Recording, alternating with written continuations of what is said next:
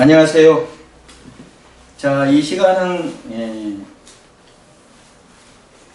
기독교 강요 두 번째 시간입니다. 오늘은 지난 시간에 이어서 칼빈 시대의 배경을 이야기했고, 이 시간은 칼빈의 그 생애와 활동에 대해서 설명하고자 합니다. 왜 이렇게 기독교 강요 시간에 칼빈에 대한 것을 이렇게 설명을 하느냐 하는 것은, 기독교 강요에 대한 것을 논하려면은 그래도 칼빈이 저술한 기독교 강요 5권을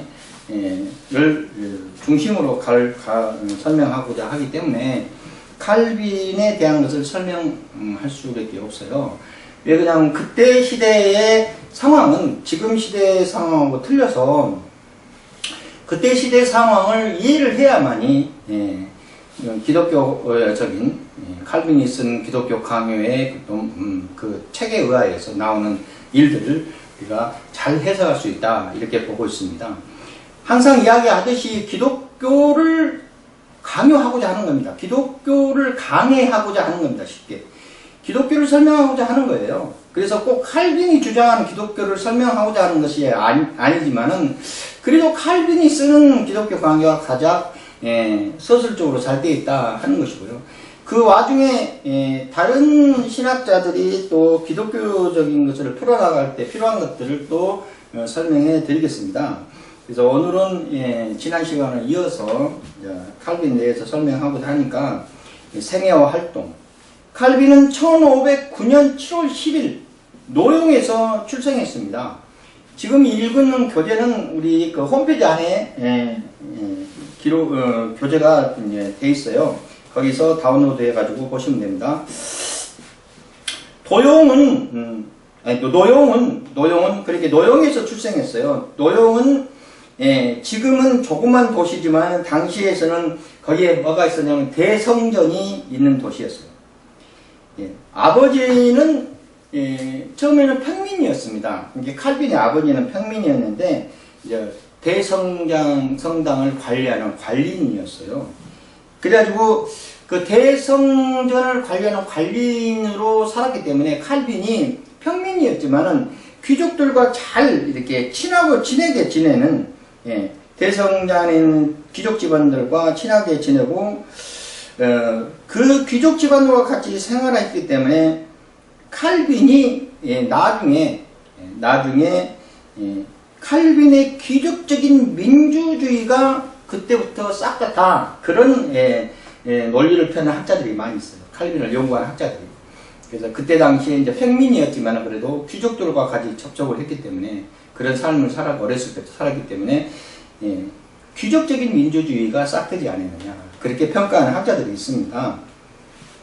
귀족적인 민주주의를 나중에 이제 우리 또 설명을 하겠지만은, 나중에 정치 사상을 보면은 정치 제도에 있어서 가장 바람직한 것은 귀족 정치와 거기 귀족 정치입니다. 귀족 정치와 민주 정치의 혼합적인 것을 칼빈이 주장했어요.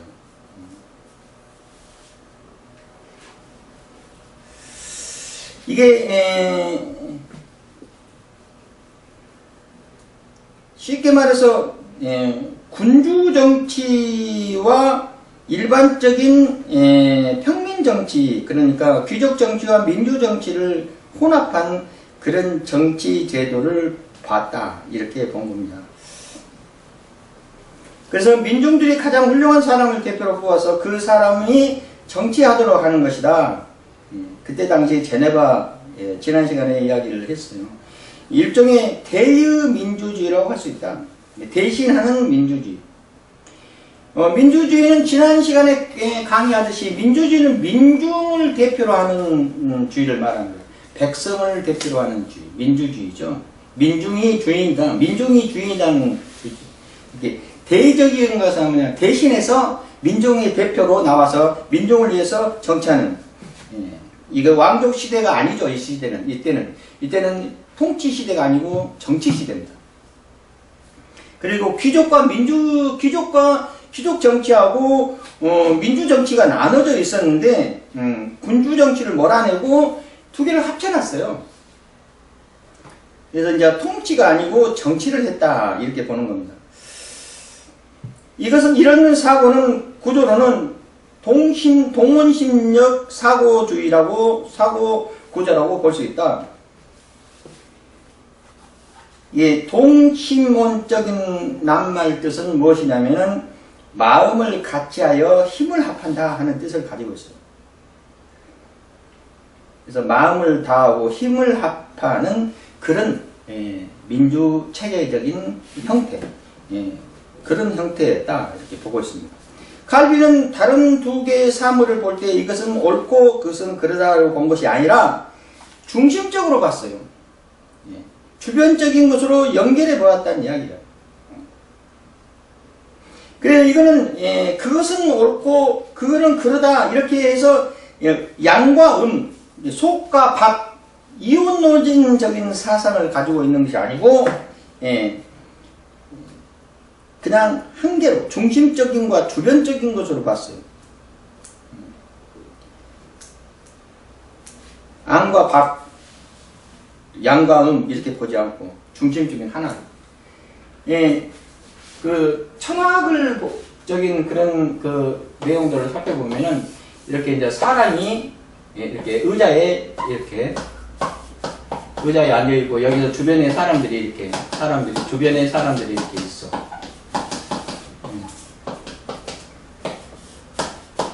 이제 근데 이 사람은 지금 기쁨에 차 있어요. 기쁨에 차 있고 주변 사람은 전부 우울해. 슬프다는 얘기였어. 기쁨과 반대적인 면에 가지고 있어. 그러면은 주변의 환경에 비해서 내가 기쁘지만은 기쁜 것을 표현하지 않고 우울한 분위기를 같이 가는 성향이 동양적인 성향이에요. 이 주변 환경에 의해서 심경도 바뀌는 거예요. 심경도 동요되는 거죠. 동요되는 것이 동양적인 사고방식을 가지고 있는 사람이 주변 환경으로 봐서 자기 그 심경을 동요되는 그런 모습으로 살아가는 스타일, 그런 모습으로 살아가는 것이 동양적인 성향을 가지고 있는 사고방식이에요. 그런데 서양에는 주변이 우울해도 나는 기쁘기만 하면 돼. 개인적인 사고방식을 가지고 있어요. 주변이 뭐라고 힘들어도 나만 좋으면 되는 거예요. 아주 개인적이죠. 내가 기쁘면 기쁘고 주변이 아무리 기쁘고도 내가 슬프면 나 혼자는 슬픈 거예요. 그러나 동양에는 서로 더불어서 살아가는 그런 내성적인 관계를 가지고 있어가지고 주변에 슬프면 나도 슬퍼주는 거예요. 주변에 기쁘면 내가 우울했고 기쁘고 일이 크게 생겼어도 기쁘면 나도 기쁘게 해주는 거예요. 근데 서양은 개인주의 사상이 강해가지고 주변에 슬프든 기쁘든 나만 의존하는 거예요. 나만. 그런 성향들이 있어요. 개인주의적인 성향들이 가지고 있다. 이렇게 봅니다. 그러나 칼빈은 여기서 중심적인 것과 주변적인 것으로 연결해 보았다. 그러니까 약간 동양적인 사상을 가지고 있어요. 그러니까 중심적인 것하고 주변적을 같이 연결해 봤어요. 겉과 속이 다르다는 쪽으로 보지 않고 그걸 나누어서 보지 않고 주변 환경을 의식하며 살아가는 그런 사고방식을 가지고 있었다. 이렇게 학자들이 평가를 합니다. 이런 사상들이 우리 기독교 강요 속에서 많은 표출이 돼. 그런 것들이. 그래서 주변 환경에 의하여서 내가 신앙생활을 할 때 어떤 면으로 나아가야 하는 것을 많이 서술하고 있어요. 또 칼빈의 아버지는 처음에는 주교 집안의 사이가 좋았지만은 나중에는 갈등이 심해져갖고 파문을 당하게 됩니다. 그래가지고 그 파문 상태에서 1531년에 세상을 떠나게 되죠. 예, 칼빈의 부친이 세상을 떠나게 됩니다.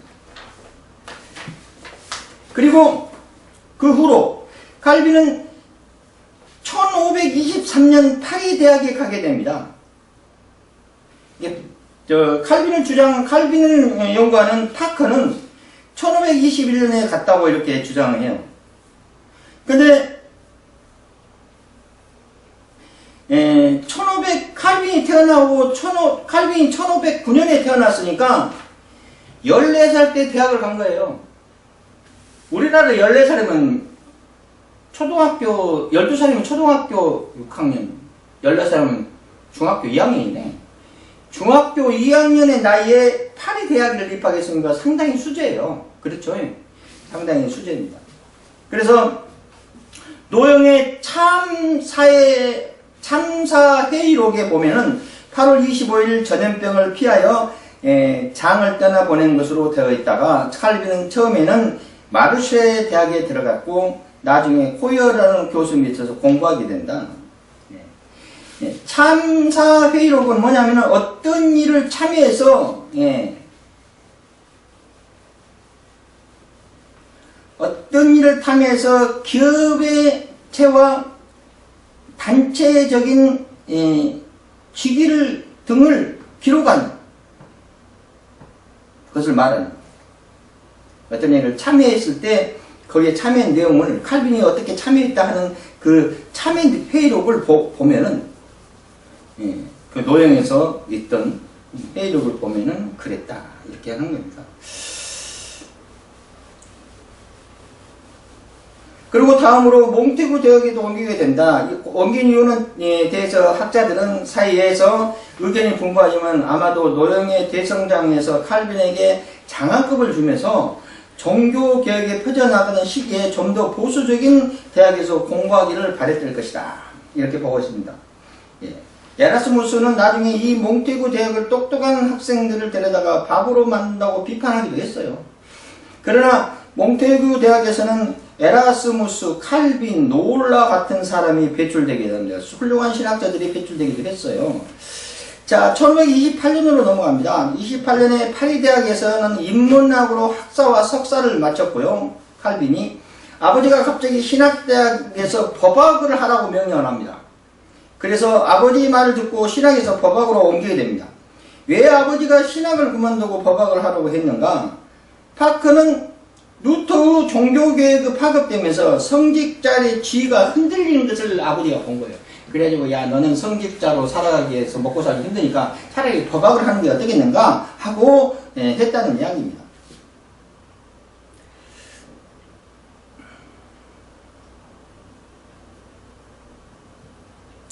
그래서 카톨릭에서 이 인문주의, 그러니까 카톨릭의 신학에서 보면은 카톨릭에서 해방되는 개혁주의 쪽으로 갔어요. 그래서 이 개혁주의가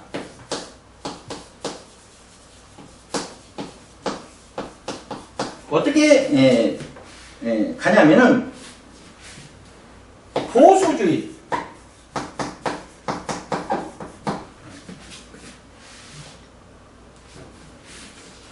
보수주의와 인문주의 적인 성향으로 튀는 경향들이 있어요. 그리고 나중에 이 보수주의가 복음주의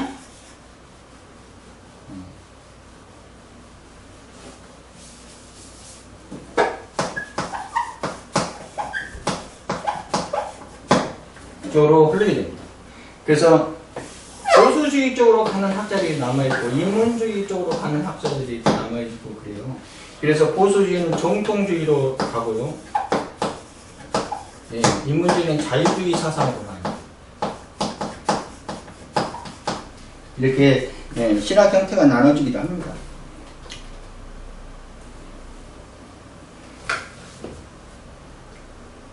그래서 칼빈은 법학의 유명한 오를렐랑으로 옮겨서 법학 공부를 했어요. 그래서 보수적인 카톨릭 신학에서 인문적인 신학으로 바뀌었지 않느냐 이렇게 봅니다. 그러나 여기서 종교개혁이 길이 마련되었다고 볼 수 있다. 나중에 칼빈은 부르지아 대학을 옮기게 되는데 칼빈은 법학을 공부하기 때문에 나중에 칼비 경제학, 정치 상황에 큰 영향을 끼쳤다라고 봅니다. 그러니까 법학을 공부하지 않았으면 칼빈주의적인 경제학, 칼빈주의적인 민주주의, 정치 상황 이런 것들이 펼쳐지지 않았지 않겠느냐 이렇게 본 겁니다.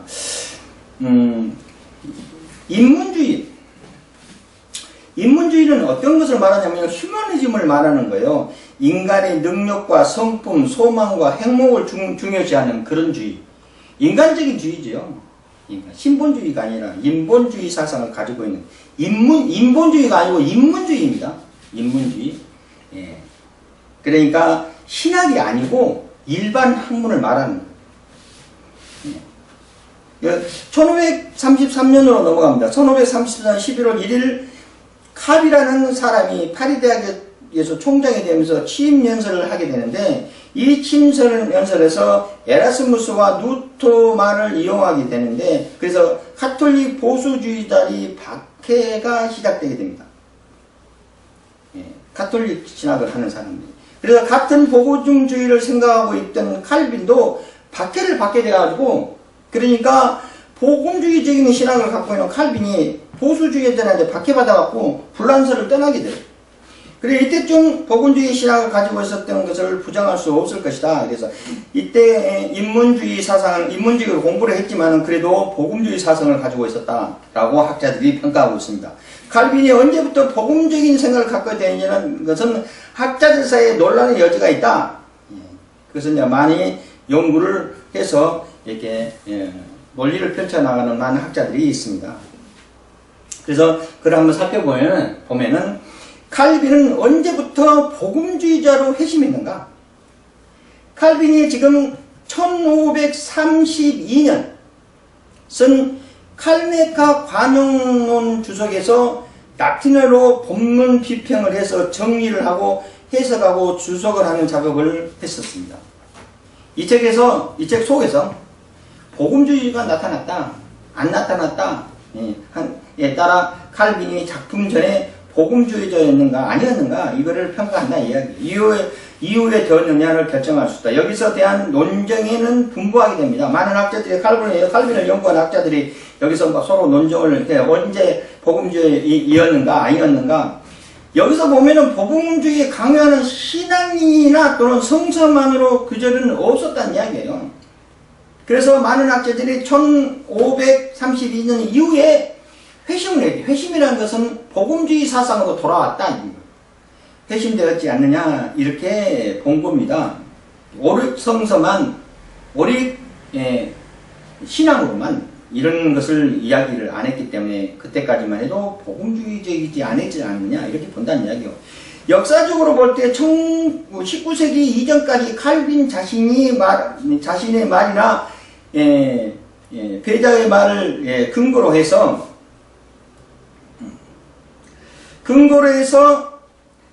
칼빈이 이미 브루제 대학에 법학을 할 때 이미 복음주의를 받아들였다고 본다. 그러나 1868년에 이후에는 이를 부정하고 1532년에 이후에 회심했다는 것은 정설로 내려오다가 아까 말한 파커가 다시 브루제 대학에 있었을 때 이미 회심했다고 주장한다.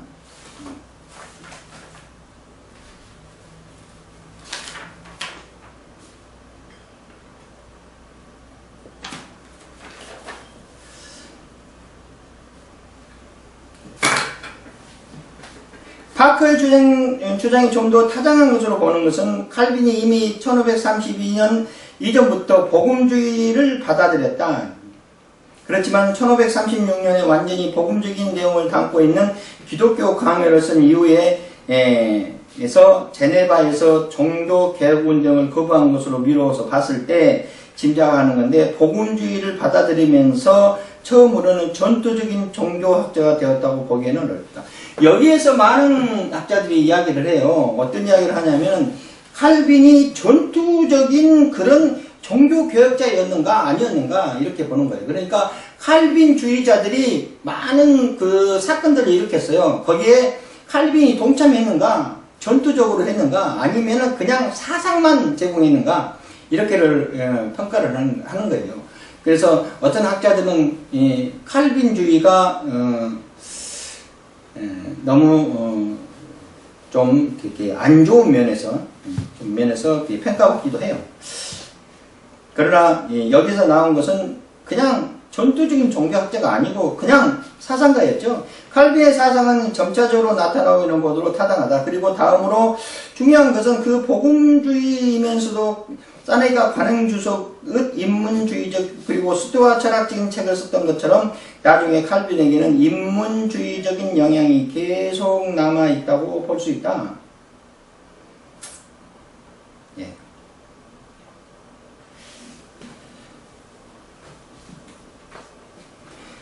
어떤 학자들은 인문주의였다가 스콜라였다가 다시 복음주의로 급변하게 핵심을 하고 그 외에 나머지는 완전히 버린 것으로 보는 입장에서 급격한 핵심이지만 이양옥 교수 입장에는 급격한 핵심이 아닌 점차적으로 복음주의화 되었다고 본다. 이래서 완전한 복음주의가 된 다음에 인문주의가 계속 남아있다고 본다라고 생각했다 이 말입니다. 복음주의는 말 그대로 개혁주의입니다. 프로테스탄트의 주의적이죠. 스콜라주의는 신앙과 이성과 신학과 철학을 조화시키는 신앙의 철학을 말하는 거예요. 스콜라주의는 이게 철학적인 면이 있어요. 이성적인 면이 있고 철학적인 면이 있습니다. 이것이 교부 철학의 중심이었어요. 교부 철학의 중심이었다. 1534년 칼빈은 육체의 죽음 후에도 영혼이 계속되고 깨어있다고 성수학기까지 한다고 주장하고 있습니다. 당시 제3대파나 루터 육체 죽음에 영혼을 잠잔다고 하였으나 인문주의적인 중에서 육체가 죽으면 영혼도 죽는다고 보았다. 그러나 루터는 이런 견해를 모두 비판했다. 1536년에 여기 제3대파는 유아 세례를 부정하는 주의자의 사람들이에요. 그래서 1536년 기독교 강요에서 이 가지 목적으로 먼저 박해받는 프랑스 개신교를 변화하기 위함이었고 다른 하나는 신앙의 기복된 진리를 가르치기 위함입니다. 그래서 지금 우리 기독교 강요를 배우는 것은 신앙의 기본적인 가르침을 우리가 생각해보자 해야고 처음에 6장으로 되어 있지만 나중에 완결편에 보면 80장으로 늘어납니다. 뒤로 넘어가겠습니다. 그리고 난 다음에 칼빈은 기독교 강요를 쓴 후에 이탈리아에 들른 후 한제강권에서 계속적으로 연구의 책을 쓰고자 하였고 당시 프랑스 독일에서 전쟁하고 있었으므로 이를 피하고자 제네바에 경유하여 가다가 제네바의 급전적인 종교교육자 파넬을 만나서 처음에는 거절했지만 결국 종교교육에 가담하게 됩니다.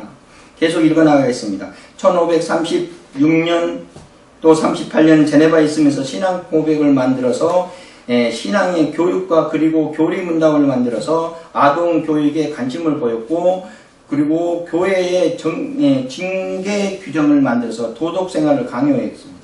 1538년에는 의회 선거에서 칼빈이 반대파가 득세하면서 성찬 문제로 인해서 유교병이 아니면 무교병을 습격한 문제에 대해서 의회에 대한 교의를 독자성을 주장하다가 쫓겨나게 됩니다.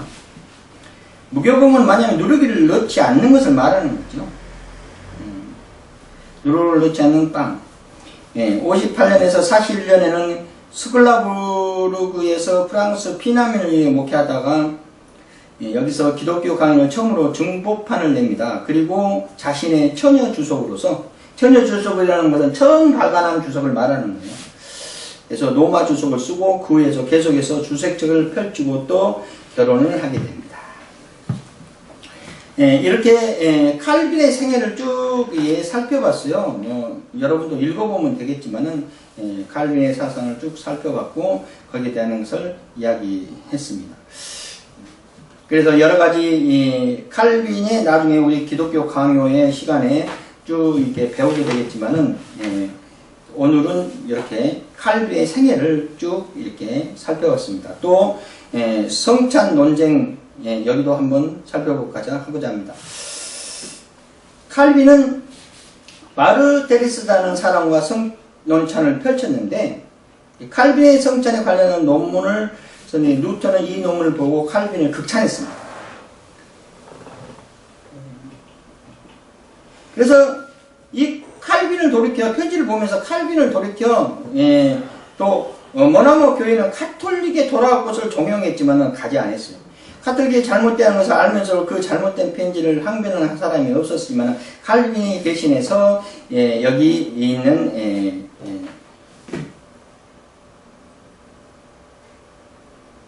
슈라브로크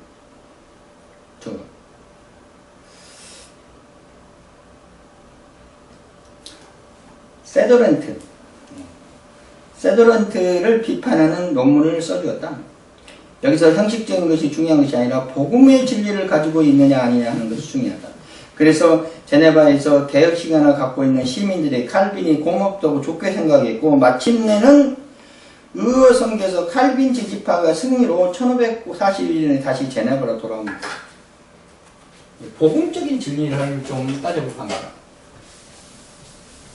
물론 기독교 강요에서 복음적인 진리에 대한 것은 공부하게 돼요. 그런데 우리 상식적으로 좀 살펴보겠습니다.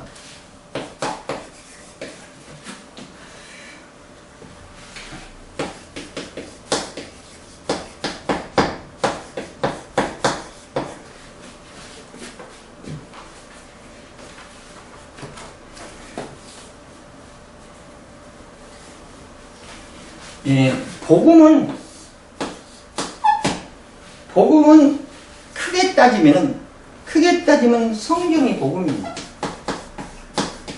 성경에 있는 내용이 복음이에요. 성경에 있는 내용이 복음이라고 이야기합니다. 복음주의라는 것은 성경주의다 하는 말하고 똑같아요. 어떤 것이 복음인가? 성경에서 비춰봤을 때 복음은 세 가지로 나누어져요. 하나는 창조와, 두 번째는 십자가의 사건, 세 번째는 재림, 심판. 이렇게 세 가지로 분류됩니다. 그래서 이 세 가지에 대해서 나오는 복음적인 진리. 이 진리를 우리는 어떻게 이야기하냐면은 참 진리라고 그래요. 이 참 진리는 하나님의 말씀이 참 진리입니다. 하나님의 말씀이 참 진리라고 그래요. 참이라는 것은 절대적인 것을 말해요. 변함이 없는 것. 절대 변함이 없는 진리를 참 진리라고 그래요. 이건 하나님의 말씀. 하나님의 말씀은 결론적으로 어떻게 되냐면 성경이라는 이야기예요. 성경이다. 성경이다. 그렇게 봅니다.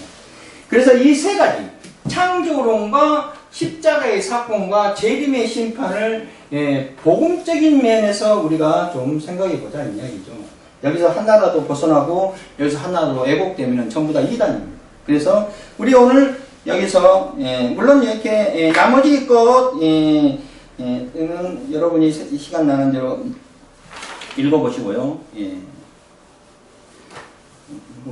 저도 같이 읽겠습니다.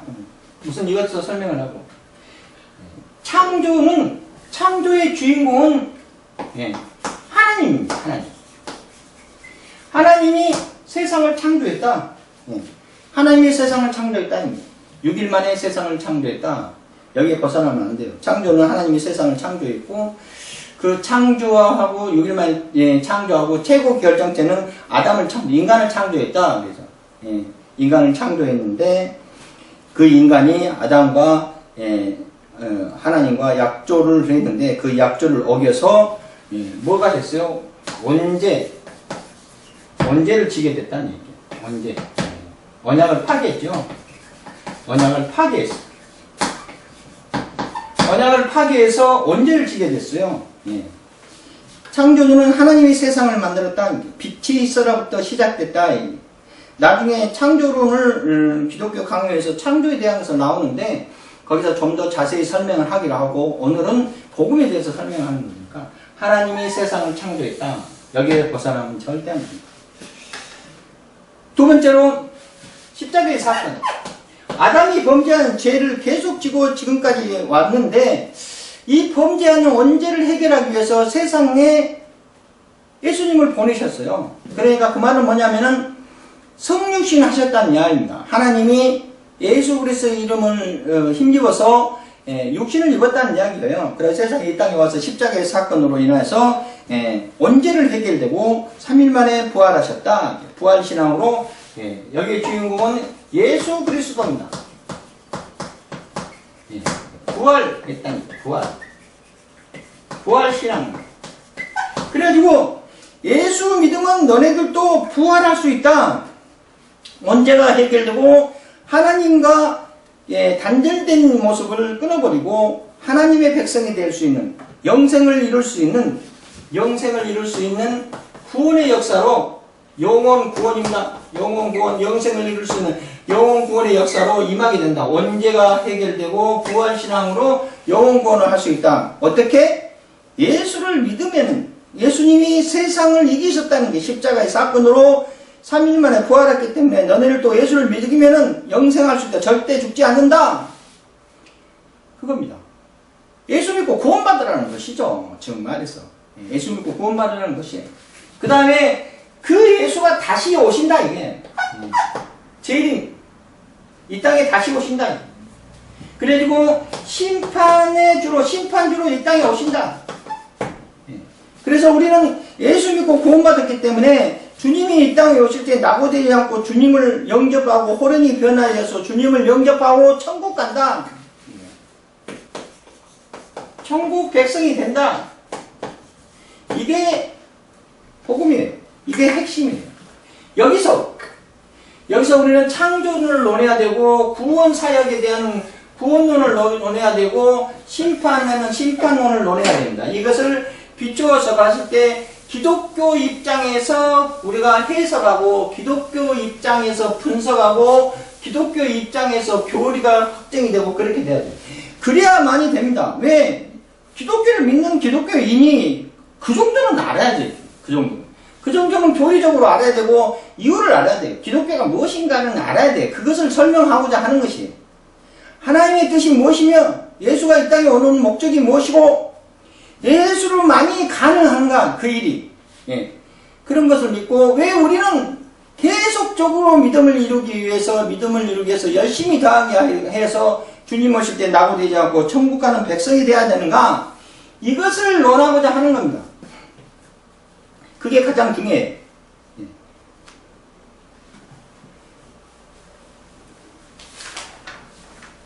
이런 것들을 좀 자세히 우리가 기독교적인 측면에서 우리가 연구를 더 해보자 하는 것입니다.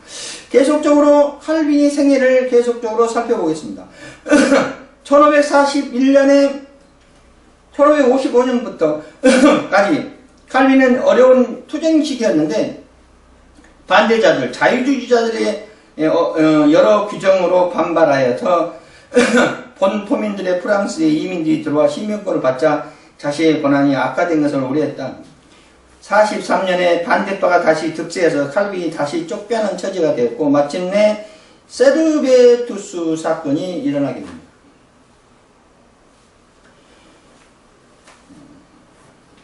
세르베투스 중심으로 칼빈파와 반대파가 팽팽하게 맞서게 되었고 그런데 반대파가 선택을 잘못하여 세르베투스 은근히 지원하게 된다.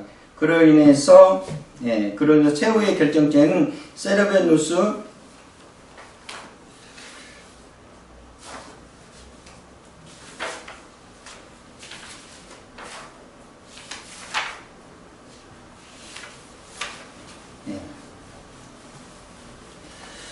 자, 세르베누스라는 단어가 계속적으로 이렇게 나오는데요. 뭐 자유주의 신학에 대한 것도 계속 나오고 이렇습니다. 그러나 여기 세르베누스라는 대목을 우리가 조금 설명해 줄 필요가 있어서 살펴보겠습니다.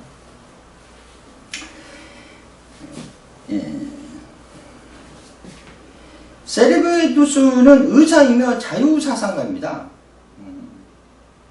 그래서 삼위일존의 오류와 그리스도교의 회복 그런 것들을 주장.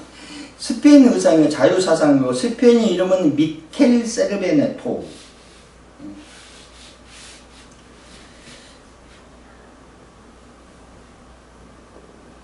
그러므로 이 사람은 종교개혁자하고 교류했는데 삼위일체 기독교의 신앙 유아 세력을 부정했고 처녀자가는 삼위일체론 오류 출판되어 있고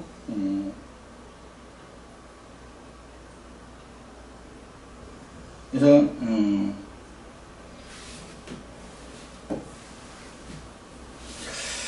이 의사이자 자유사상가인데요. 이 사람이 이제 지하 감옥에 가게 됩니다. 왜 그러냐면 제네베에 가서 체포됐어요. 왜 그러냐면 이단 신문에 좀 여러 가지 일들로 인해서. 그래서 지옥 감옥에서 간 시간 후에 지옥불에 빠질 세르베투스와 대화를 나눈 칼빈이 이성을 읽고 그 찾아갔습니다. 면회를 했는데 이성을 읽고 새빨갛게 질리면서 뭐라고 하냐면 이거는 죗값이다. 이 고집불통아 불안당아 불 속에서 저주를 받아라 하고 외침을 끝으로 이성에서 마지막 만남을 마무리했다. 이런 설도 있어요. 왜 그러냐면은 삼위일체론에서 뭐를 주장했냐면 그리스도가 신성이라는 것을 부정했어요. 그리스도는 신성이 아니고 인간이다. 유아 세례를 부정했어요. 이런 것들을. 그리고 삼위일체는 오류를 펼쳐나갔는데요. 삼위일체는 잘못됐다 이런 이야기도 펼쳐나갔어요. 그래가지고 이단으로 찍혀서 그래가지고 감옥에 가고 나중에 처형됩니다. 그런 사람이에요. 그런 사건이 있었다는 이야기예요. 그래서 중심으로 칼빈파와 반대파가 팽팽하게 맞섰는데 그래서 반대파가 선택한 잘못하여 세르베누스를 은근히 지원하게 됐고 그러나 의외로 최초의 결정에는 세르베누스에 처형한 것으로 결론지어진다. 만약 삼위일체를 부정하는 세르베누스 살려준다면 카톨릭 진영으로부터 제네바로는 반삼위일체를 주장하는 이단으로 비판받기 때문에 카톨릭이 전형으로 둘러싸는 제네바로서는 세르베투스를 살려주자는 여론이 있음에도 불구하고 그를 처형할 수밖에 없었다. 이렇게 봅니다. 그러므로 인해서 이 사건의 반대파에는 악화된다. 그래서 1554년에 칼빈파가 우세됐고요. 그 다음에 55년에는 10년 동안 칼빈 자신 뜻대로 직접 다스리지 않지만 칼빈주의자들의 득세로 인해서 그 뜻을 반영됐다. 1558년에는 하나님 뜻을 사는 사람을 뽑아야 한다고 주장합니다. 그래서 하나님의 영향이 있는 사람이 되어야 한다고 신앙 도덕에서 순수함을 높이려고 노력했습니다. 1559년 기독교 강의가 결정판을 냈고요. 그 다음에 아카데미 대학을 만들어서 많은 젊은 자들을 공부를 했어요. 그 다음에 1559년은 그는 제네바 시민권을 얻게 됩니다. 그래가지고 신정정치를 주장하는 데서 신정정치를 펼쳐나가게 돼요. 신정정치는 뭐냐면은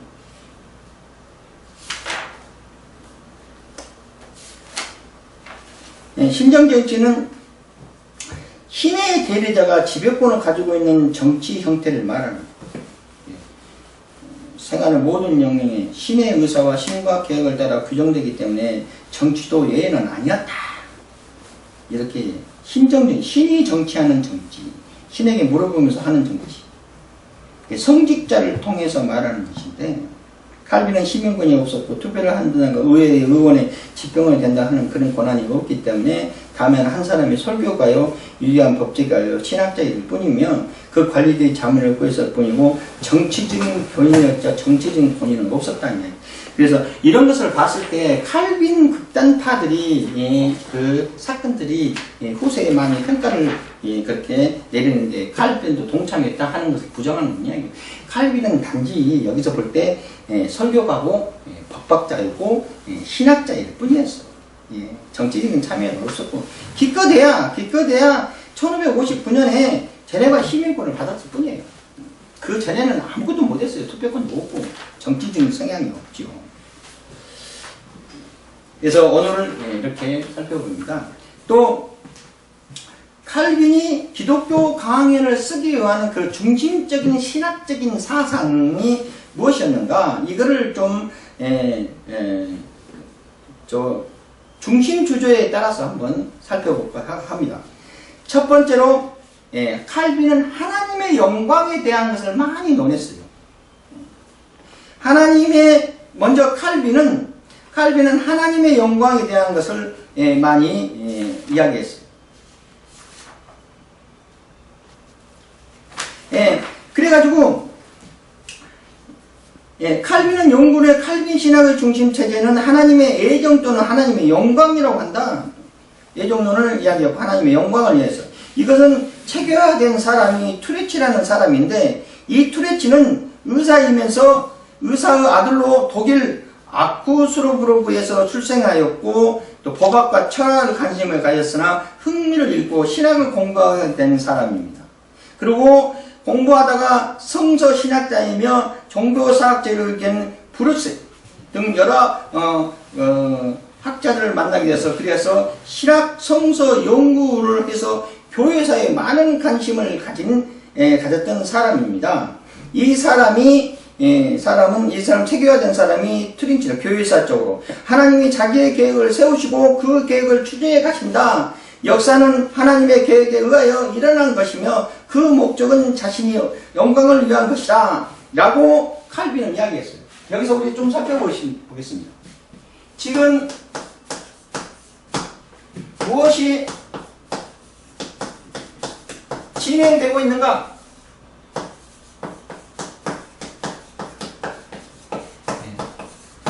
자, 지금 우리 지금 나는 무엇을 해야 될까 이런 거 먼저 생각하기, 무엇이 진행되고 있는가를 먼저 생각하라고 그랬어요. 여기서 무엇을 이야기하고 있냐면 하나님의 하시고자 하는 일들을 한번 살펴보고자 하는 겁니다.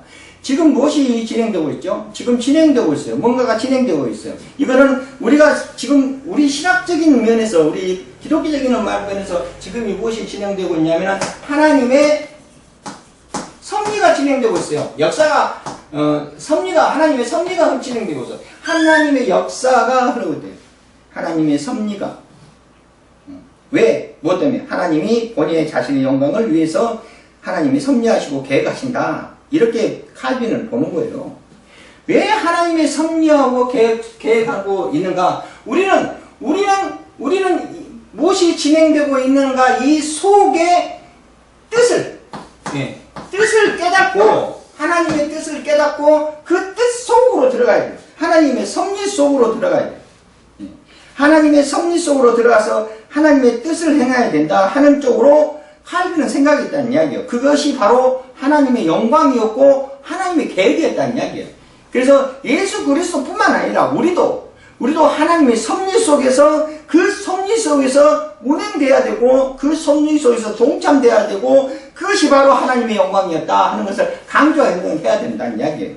그래서 하나님의 계획 속에 들어가지 않고 믿음을 가지지 않고 다른 쪽으로 간다면은, 하나님의 계획 속에 들어가지 않으면은 하나님의 영광이 드러나지도 않고 마귀 사탄의 역사만 일어난다는 거예요. 그래서 우리는 하나님의 계획 속에서 반드시 동참해야 되고, 그것이 그 목적이 바로 하나님의 영광을 위해서 가는 것이 우리의 목적이다. 이것을 강조하는 것입니다. 그렇기 때문에 우리는 반드시 하나님의 계획에서 일어나는 것이다 하고 모든 것을 인식을 해야 돼요. 그래서 안 되는 것도 하나님의 뜻이고 되는 것도 하나님의 뜻인 것입니다. 그렇게 봐야 돼요. 그렇게 봐야 되지, 우리는 부정적이고 긍정적으로 나와서 마음에 들고 안 드는 것을 생각하는 것이 아니라, 우리는 모든 것이 다 하나님의 뜻이다 하고 긍정적으로 보고 나아가야 돼요. 왜? 하나님께서 섭리하시고 그 속에 내가 있잖아요. 내가 하나님의 섭리 속에 밖에 있는 것이 아니에요. 누구나 다 똑같이 하나님의 섭리 속에 있습니다. 그것이 믿지 않거나 믿는 거나 다 똑같이 하나님의 섭리 속에 있어. 그 중에서 믿지 않는 사람은 하나님의 뜻을 행하지 못하는 것이고, 믿는 사람은 하나님의 뜻을 행하는 것이에요. 그 차이지. 그러니까 믿음이 없는 차이와 믿음이 있는 차이지, 똑같이 하나님의 섭리 속에 같이 존재하고 있어요. 그래서 이왕이면 하나님의 섭리 속에서 하나님의 뜻을 행하는 쪽으로 나아가야 하나님께 영광이다 하는 것을 주장하는 것이 칼빈의 신학적인 구조 중에서 하나님에 대한 내용의 뜻을 그렇게 보고 있습니다. 또 그리스도는 어떻게 보느냐? 그리스도는 니체는 어떤 사람이면 1903년도에 태어난 사람입니다. 독일 개혁파 신학자고,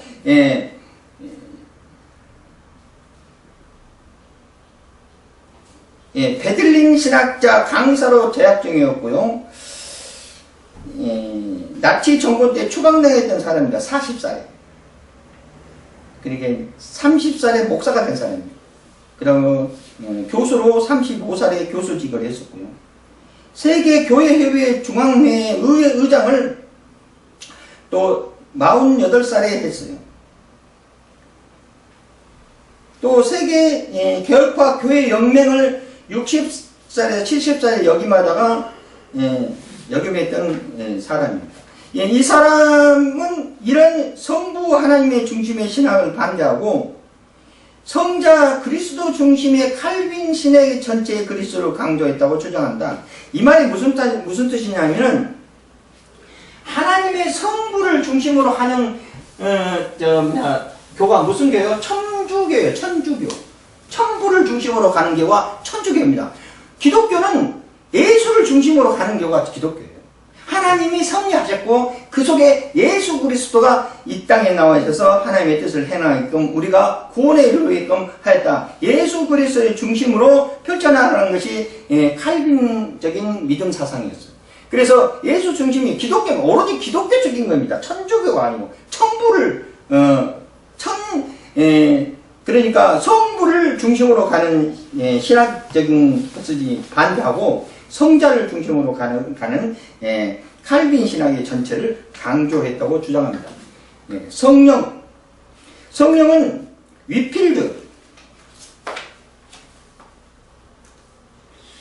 위필드는 벤자민 위필드입니다. 이 사람은 미국 사람인데 1551년 11월 5일에서 있고 프린스턴 신학교에서 1887년에서 1921년 교수를 재직했던 사람입니다. 위필드는 칼빈에게서 가장 독특한 점은 성령을 강조하는 것으로 찾을 수 있다고 한다. 그래서 그는 칼빈을 성령의 신학자로 했다. 칼빈이 성령에 대해서 많은 것을 주장했어요. 성령론에 칼빈 성령론에 보면은 성령론을 많이 제시해요. 왜 그때 당시에 성령론에 칼빈이 성령론을 크게 주장할 수밖에 없었냐면은 그때 당시에 삼위일체론이 볼 때 천주교는 성부고요, 성자고, 성령으로 해서 우리는 이렇게 삼위일체가 균등하게 간다고 그러지만은 그때 당시에는 그 많은 신학적인 토대는 천주교를 중심해서 천주교를 중심으로 해서 성부를 섬기고 성부가 꼭대 있고 성령은 아기예수로 성령은 여기는 개인입니다. 개인적인 의미에서 성령이 도와준다. 이 성령을 천사로 봤어. 천사. 그래갖고 이 천사가 수호천사예요. 수호천사. 그래서 각 사람마다 수호천사가 있어갖고 그 수호천사가 각 사람을 도와준다 하고 주장하는 것이 천주교예요. 그것을 부정했어요. 그렇지 않다. 우리는 여기다 개인이 여기다 주지 말고 삼위일체론을 입각해서 성령님이 함께 하신다. 삼위에 함께 있다. 그래서 이 성령님은 하나님도 되고 예수님이 된다는 이야기예요. 똑같은 위치에서 유격만 틀릴 뿐이지 같다 하는 걸 주장했어요. 그래서 그것을 가지고 많은 논리를 폈어요. 그때 당시에 봤을 때는 많은 신학자들이 이런 것을 칼빈처럼 그렇게 정확하게 보지 않았어요. 그냥 성령은 신학성서에 나오는 것처럼 우리를 가르쳐주고 하나님의 도와 이루게끔 인도해 주시고 우리를 가르쳐 주시고 우리를 역사하시고 하는 쪽으로 봤지 성령님은 하나님이시고 성령님은 예수님이시다. 그래가지고 이렇게 강하게 이야기하는 쪽으로 논리를 펴는 것은 그래도 칼빈 쪽에 있다. 이렇게 봅니다. 자, 오늘은 여기까지 하고 다음에는 삼위일체론을 좀 더 자세히 설명하겠습니다. 수고하셨습니다.